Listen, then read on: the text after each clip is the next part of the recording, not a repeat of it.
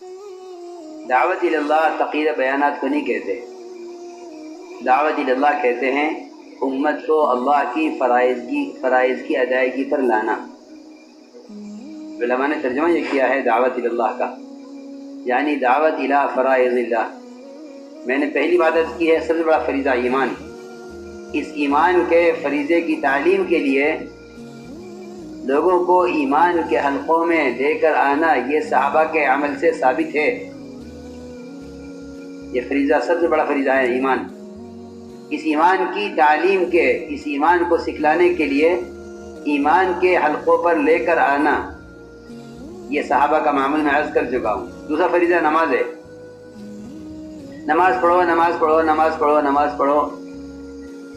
ہمیں بہت ضروری بات عرض کر رہا، ہمیں صحابہ کے عمل میں یہ نہیں ملا کہ نماز پر کوئی تقریر ہوتی ہو۔ ہمیں صحابہ کے عمل میں یہ ملتا ہے، صحابہ کے عمل میں یہ ملتا ہے کہ اللہ کے اس فریضے کی ادائیگی کی طرف لوگوں کو لانا، لوگوں کو ادائے فرائض پر لے کر آنا۔ میں نہیں کہتا کسی کو مجبور کیا جائے، نہیں، آپ ذرا غور کریں میں کیا عرض کر رہا۔ اذان کی مشروعیت سے پہلے بلال رضی اللہ تعالیٰ عنہ تمام گھروں پر جا کر سب کو نماز کے لیے لے کر آتے تھے، اذان شروع نہیں ہوئی تھی۔ اس دقت پر یہ ہوا کہ لوگوں کو نماز کے لیے جمع کرنے کے لیے کوئی ذریعہ ہونا چاہیے آواز کا۔ طبلہ بجائیں، آپ نے منع کیا کہ یہود کا طریقہ ہے۔ سارنگی بجائیں، شبور بجائیں، فرمایا نصارہ کا طریقہ ہے۔ آگ جلا کر دھواں اٹھائیں، فرمایا مجوس کا طریقہ ہے۔ ہمارا طریقہ تو یہی ہے کہ سب گھروں پر جاؤ، ان سب کو نماز کے لے کر آؤ۔ اس تکلیف اور اس دقت، اس مشقت کے بعد پھر اللہ نے اذان دعوت تامہ دی ہے۔ میں عرض کر رہا کہ صرف نماز کی ترغیب دے دینا کافی نہیں ہے، بلکہ ادائے فریضے پر امت کو لانا۔ آپ پیار محبت سے بازار میں ایک آدمی کو سمجھائیں، 10 منٹ کے لیے ہمارے ساتھ مسجد میں آ جائیں، ہم بات کرنا چاہتے ہیں۔ آپ کو لوگ بلاتے ہیں، اپنے گھر میں بلاتے ہیں، آپ شرماتے ہیں انکار کرتے ہوئے۔ ایک فقیر اپنے گھر میں بلاتا ہے، آپ کہتے ہیں بیچارہ فقیر ہے، اس کے گھر جانا چاہیے، اس کا دل رکھنا چاہیے۔ ایک امیر، ایک وزیر آپ کو بلاتا ہے، آپ شوق سے فخر سے جاتے ہیں کہ جانا چاہیے، عزت ہوگی ہماری۔ ایک آدمی آپ کو اللہ کے گھر میں بلاوے، اس سے کیا انکار ہے؟ یہاں لا کر اپنے ساتھ رکھ کر اللہ کے فریضے کی تعلیم دینا۔ حضور اکرم صلی اللہ علیہ وسلم بنفس نفیس خود یہ کام کرتے تھے۔ جب آپ کے مسجدوں کے نئے آدمی آتا تھا تو روایت ہے کہ آپ نماز خود سکھلاتے تھے۔ واصل بن اسقا آئے، ابھی اسلام قبول نہیں کیا تھا، لیکن اسلام قبول کرنے سے پہلے مسجد میں نماز پڑھی ہے سب کے ساتھ۔ اسلام بعد میں قبول کیا، نماز با جماعت پہلے پڑھی ہے۔ امت کو نماز کی ادائیگی پر لانا، مسجد کے ماحول میں آنے کے بعد باقی سارے کام ہوں گے۔ صرف نماز کی تعلیم، نماز کا اعلان، نماز کے بورڈ لگا دیے جاوے نماز قائم کرو نماز قائم کرو، یہ آپ کو صحابہ کی سیرت میں کہیں نہیں ملے گا، کہیں نہیں ملے گا۔ بورڈ قائم لگا دو جگہ جگہ، اس پہ لکھ دو کہ نماز قائم کرو، حکومت کا حکم ہے یا ہماری طرف سے ترغیب ہے نماز قائم کرو، نہیں۔ نماز قائم کرنے کے لیے مسلمان کو نماز کی ادائیگی کی بنیاد پر، نماز کو ادا کرانے کی بنیاد پر محبت سے سمجھا کر عمل کے ماحول میں لایا جائے، بٹھا کر نماز سکھلائی جائے، اپنے ساتھ رکھ کر نماز کی اہمیت بتلائی جائے۔ ایک چیز کی اہمیت آدمی بازار میں جا کر سمجھتا ہے، گھر رہ کر نہیں سمجھتا۔ اسی طرح عمل کی اہمیت مسجد کے ماحول میں آ کر سمجھ میں آئے گی۔ اس طرح اپنی نماز، آنے والوں کو نماز سکھلانا، انہیں نماز کی تعلیم دینا، یہ بذات خود آپ کا کام تھا۔ آپ مشغول ہوتے تو آپ کے صحابہ یہ کام کرتے تھے، کیونکہ نماز کے کمال پر دین کا کمال ہے۔ ہماری بہت سی غلطیوں کا اور ہمارے بہت سے صغائر اور کبائر کا ایک بنیادی سبب نماز کا بگڑنا ہے۔ نماز کے بگڑنے سے دین بگڑتا ہے۔ نماز کے چھوڑنے سے تو دین نکل جاتا ہے، نماز کے چھوڑنے والا تو اسلام سے نکل جاتا ہے، لیکن نماز کا بگڑنا دین کو بگاڑتا ہے۔ اس لیے فرمایا کہ نماز میں کمال پیدا کرو، نماز کو علم پر پورا لاؤ۔ ہمیں بھی نماز پر 4 اعتبار سے محنت کرنی ہے۔ سب سے پہلی محنت کہ نماز علم پر پوری اترے، یہ کوئی عمل جہالت کا اخلاص سے بھی قبول نہیں ہوگا۔ جو فرضیت اخلاص اور ایمان کی ہے وہی فرضیت علم کی ہے۔ کسی عمل کا اعتبار نہیں ہے اخلاص کے بغیر، کسی عمل کا اعتبار نہیں ہے علم کے بغیر۔ اس لیے حدیث میں دونوں کا جمع کیا ہے، من یرید العلم والایمان یؤتہ اللہ۔ آپ دیکھیں گے علم اور ایمان کو جمع کیا گیا ہے۔ علم اور ایمان یہ 2 اہم فریضے ہیں جس پر تمام اعمال اور فرائض کی قبولیت کا مدار ہے۔ یہ 2 شرطیں ہیں عمل کے ساتھ، علم اور ایمان۔ لوگ انہی 2 کو نہیں سیکھتے ہیں۔ اس لیے پہلی بات یہ ہے کہ نماز علم پر پوری آئے، مسائل پر پوری اترے نماز۔ دوسری محنت نماز پر، نماز کو وعدوں کے یقین پر لانا، نماز کو وعدوں کے یقین پر لانا۔ تیسری محنت نماز پر کہ اپنے مسائل، اپنی حاجتوں کو نماز کے لیے مؤخر کرنا۔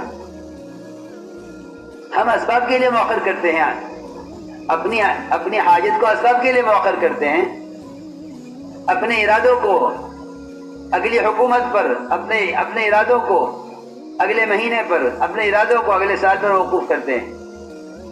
یہ کام ابھی ہونے کا نہیں ہے، یہ کام جب ہوگا، جب فلاں عدالت فلاں جج ہوگا تب یہ کام ہوگا، ابھی نہیں ہوگا۔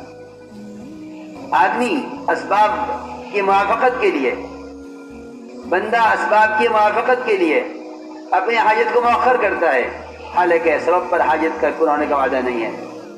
جو عمل پر حاجت کے پورا ہونے کا وعدہ ہے اس پر اپنے حوائج کو مؤخر نہیں کرتا۔ یہ بہت ضروری سمجھنے کی بات ہے۔ اپنی حاجت کو سبب کے لیے مؤخر کر دیتا ہے، اپنی حاجت کو عمل کے لیے مؤخر نہیں کرتا۔ عبداللہ بن مسعود فرمایا کرتے تھے رضی اللہ تعالیٰ عنہ، احملوا حوائجکم علی المکتوبہ، حاجت پیش آئے تو فرض نماز کا انتظار کرو۔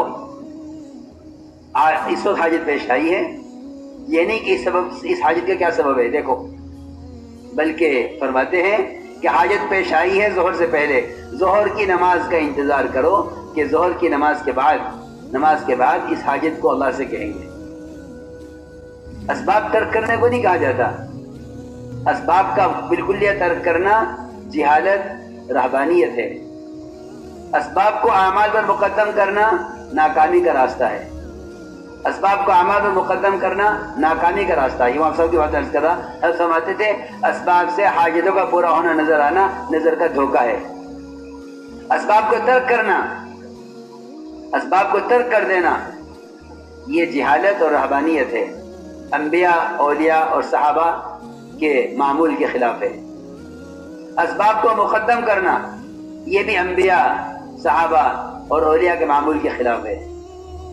اسباب کو مؤخر کرنا اور اعمال کو مقدم کرنا یہ انبیاء اور صحابہ کا کامیابی کا راستہ اور اللہ کی طرف سے کامیابی کا ضابطہ ہے۔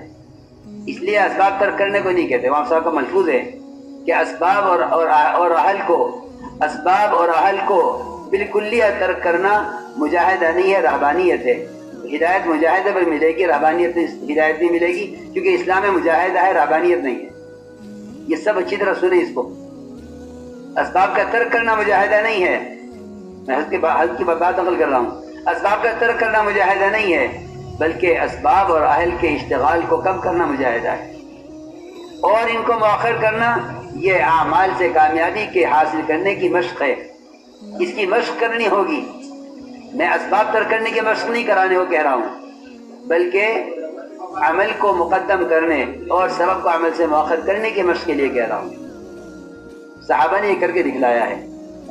جو ایسا کریں گے یا تو اللہ ان کے اسباب میں انہیں کامیاب کریں گے، یا اللہ رب العزت اسباب کی طرف جانے سے پہلے کامیابی اپنے عمل سے کریں گے۔ یہ دونوں چیزیں ملیں گی، عمل کو مقدم کرنے والوں کو دونوں چیزیں ملیں گی۔ اسباب سے پہلے حاجت پوری ہوگی یا اسباب کے راستے حاجت پوری ہوگی۔ اللہ تعالیٰ دونوں رخ سے کامیاب کرتے ہیں، اور اسباب کے راستے کامیاب اس لیے نہیں کرتے کہ انہیں کے کامیاب کرنے کے لیے انہوں نے اسباب بنائے ہیں۔ اسباب کے ذریعے کامیاب اس لیے کرتے ہیں تاکہ اگلی حاجت میں بندہ سبب کو اصل سمجھتا ہے یا مجھے اصل سمجھتا ہے۔ اگر اللہ کوئی حاجت سبب میں پوری نہ کریں تو پھر اسباب کا انکار کرنا کمال نہیں ہے. اللہ اسباب میں حاجت پوری کر کے دیکھتے ہیں کہ یہ سبب سے حاجت پورا ہونا طے کرتا ہے یا میری ذات سے، میرے عمل سے اور میرے وعدے اور وعدے عمل کے ساتھ عمل سے حاجت کا پورا ہونا اصل سمجھتا ہے. ورنہ اللہ کو اسباب سے حاجت پوری کرنے کی ضرورت نہیں ہے. وہ قادر مطلق ہیں. اسباب انہوں نے حاجت پوری کرنے کے لیے نہیں بنائے ہیں بلکہ اسباب عمل کا امتحان لینے کے لیے بنائے ہیں. یہ ایک محنت نماز پر یہ ہے کہ نماز میں اللہ کا دھیان بالارادہ لایا جائے. اللہ کا دھیان بالارادہ لایا جائے. اگر مسلمان اپنی معراج میں اللہ کو یاد نہیں رکھے ہوئے ہے تو باقی اذکار میں غافل رہے گا. یہ اللہ کے انتہائی قرب کا موقع ہے معراج، اور اسے مومن کی معراج کہا ہے نماز کو. اگر نماز میں اللہ کا دھیان نہیں ہے تو نماز میں اللہ کا دھیان پیدا نہ کرنا یہ چھوٹی معصیتوں میں بھی الجھا دیتا ہے. اور چھوٹی معصیتیں صغائر کبائر کی طرف کھینچ کر لے جاتی ہیں. اس لیے عرض کر رہا ہوں کہ نماز میں اللہ کے دھیان کی مشق کرو. رکوع میں، سجدے میں، قومے میں، قاعدے میں، جلسے میں، ہر عمل میں کم سے کم 3 بار اللہ کا دھیان بالارادہ لاؤ. اللہ کا دھیان خود نہیں آئے گا، اللہ کا دھیان لانا پڑے گا. یہ نماز پر مشق کرنی ہے. یہ نماز پر مشق کرنی ہے کیونکہ نماز ذکر اکبر ہے. ذکر اکبر کا مطلب یہ ہے کہ اس سے بڑا اللہ کے دھیان کے پیدا کرنے کا اور کوئی موقع نہیں ہے. اس سب سے بڑا اللہ کے دھیان کے پیدا کرنے کا موقع ہے. نماز میں کام کرنے والے پرانوں کو خاص طور پر عرض کر رہا ہوں. میں اپنے آپ کو متہم کر کے کہہ رہا ہوں، آپ کو نہیں. اگر کوئی تقاضا سامنے ہوتا ہے اس تقاضے سے نماز اس کی متاثر ہوتی ہے. رکوع سجدے جلدی کرے گا. گشت میں جانا ہے، جلدی نماز پڑھو. گشت نماز میں کمال کے لیے تھا، یہ گشت کے لیے نماز کو بگاڑ کر جا رہا ہے. مشورہ دین کے قائم کرنے کے لیے تھا، یہ نماز کو بگاڑ رہا ہے مشورے کے لیے. جلدی کرو نہ، مشورہ کرنا ہے. بیان ہونا ہے، جلدی بیٹھو. یہ عوابین کی نماز چھوڑ کر بیان سنتے ہیں.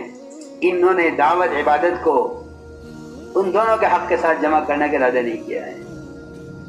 حضور اکرم صلی اللہ علیہ وسلم صحابی ضروری کام سے آئے، آپ نے اندر آنے کی اجازت نہیں دی. فرمایا میں اپنا معمول پورا کر رہا ہوں عبادت کا، اس درمیان اجازت دینا مناسب نہیں سمجھتا.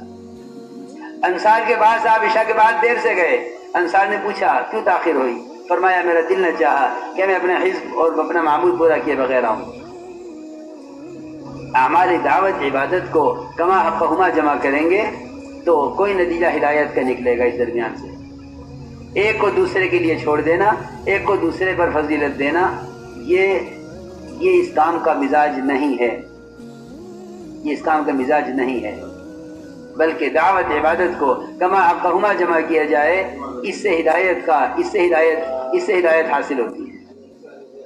تو میں نے عرض کیا کہ ایک ضروری بات یہ ہے کہ نمازوں میں کمال پیدا کرو، اطمینان سے نمازیں ادا کیا کرو. رکوع حدیث میں آتا ہے جو رکوع سے اٹھنے کے بعد اپنی کمر کو سیدھا نہیں رکھتا، اللہ اس کی نماز کی طرف نظر اٹھا کر نہیں دیکھتے کہ یہ کیا کر رہا ہے. بلکہ حذیفہ رضی اللہ عنہ ایک 40 سال کا نمازی، حذیفہ کے زمانے کا نمازی، آج کے زمانے کا نمازی نہیں، حذیفہ کے زمانے کا نمازی جو منافقین کو نام اور شکل سے جانتے تھے، ان کے زمانے کا نمازی اور ان کے بھی زمانے کا 40 سال کا پرانا نماز کا پابند، اس کی نماز کو دیکھ کر فرمایا کہ اگر تو اسی نماز پر مر گیا تو تیری موت اس دین پر نہیں ہوگی جو دین محمد صلی اللہ علیہ وسلم لے کر آئے ہیں. کیوں؟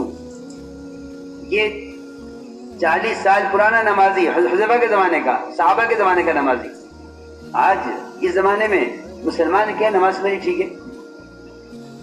آپ نے صلو کما رأیتمونی اصلی کا حکم صحابہ کے لیے نہیں، قیامت تک آنے والی امت کے لیے دیا ہے.